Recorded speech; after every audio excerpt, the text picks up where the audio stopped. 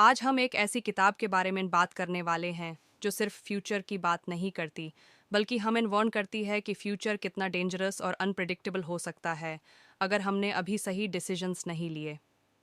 इस बुक का नाम है द कमिंग वेव, जिसे लिखा है मुस्तफ़ा सुलेमान ने, जो खुद गूगल डीप माइंड के को फाउंडर रह चुके हैं। यानी जो चीज़ ये किताब बताती है वो सिर्फ इमेजिनेशन नहीं, अंदर की रियल वर्ल्ड नॉलेज पर बेस्ड है। द कमिंग वेव का मतलब क्या है? इस बुक में वेव का मतलब है टेक्नोलॉजी की वो सुनामी जो एक साथ दुनिया पर टूटने वाली है। ये सिर्फ एआई की वेव नहीं है, बल्कि एआई के साथ साथ बायोटेक्नोलॉजी, रोबोटिक्स, ऑटोनोमस वेपन्स और जेनेटिक इंजीनियरिंग की कंबाइंड वेव है। ऑथर कहते हैं ये वेव इतनी पावरफुल होगी कि गवर्नमेंट्स, लॉज, आर्मीज और हत्ता के नेशंस तक को हिला सकती है। एआई अपॉर्चुनिटी या एग्जिस्टेंशियल थ्रेट। आज एआई हमें लगता है एक टूल, लेकिन मुस्तफ़ा सुलेमान कहते हैं एआई बहुत जल्दी एक्टर बनने वाली है। ऐसी एआई जो खुद डिसीजंस लेगी, खुद इम्प्रूव करेगी और शायद हमें एक्सप्लेन भी ना करे कि उसने कोई डिसीजन क्यों लिया। सबसे बड़ा खतरा ये नहीं कि एआई हमें मार देगी, बल्कि ये है कि एआई गलत लोगों के हाथ लग सकती है। बायोटेक्नोलॉजी का साइलेंट डेंजर बुक का एक डिस्टर्बिंग हिस्सा बायोटेक्नोलॉजी पर है। आज जो चीज़ सिर्फ लैब्स तक लिमिटेड थी, कल वो इंडिविजुअल लेवल पर पॉसिबल हो सकती है।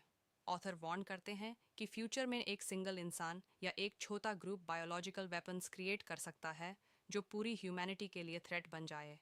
ये वॉर टैंक्स और मिसाइल्स से नहीं, बल्कि कोड और डीएनए से लड़ी जाएगी। ऑटोनोमस वेपन्स, बिना इंसान के युद्ध। द कमिंग वेव का एक डार्क ट्रूथ ये है कि फ्यूचर के वॉर्स में शायद सोल्जर्स ही ना हो। एआई पावर्ड वेपन्स खुद डिसाइड करेंगे किस पर अटैक करना है, कब करना है और कितना डैमेज करना है। इस सिचुएशन में अगर एक छोटी सी मिस्टेक हुई तो उसका रिजल्ट ग्लोबल डिजास्टर हो सकता है। गवर्नमेंट्स इतनी स्लो क्यों हैं?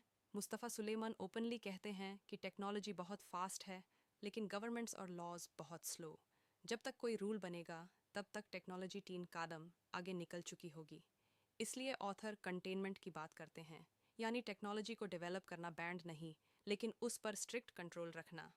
इंसान का फ्यूचर क्या है? इस बुक का सबसे इमोशनल क्वेश्चन ये है, अगर मशीन्स हर चीज़ बेहतर कर सकती हैं तो इंसान की वैल्यू क्या रह जाएगी? ऑथर कहते हैं फ्यूचर में इंसान की सबसे बड़ी स्ट्रेंथ होगी एथिक्स, एम्पथी और रिस्पॉन्सिबिलिटी। अगर हम सिर्फ पावर और प्रॉफिट के पीछे भागे तो ये वेव हमें बहा ले जाएगी। कंक्लूजन, वार्निंग या अपॉर्चुनिटी। द कमिंग वेव कोई नॉर्मल बुक नहीं है। ये एक वार्निंग है, एक अलार्म है जो हमें अभी जगाना चाहती है। टेक्नोलॉजी खुद बुरी नहीं होती, लेकिन अगर कंट्रोल ना हो तो वही टेक्नोलॉजी सबसे बड़ा खतरा बन जाती है। सवाल ये नहीं है कि वेव आएगी या नहीं, सवाल ये है हम उस वेव के लिए तैयार हैं या नहीं।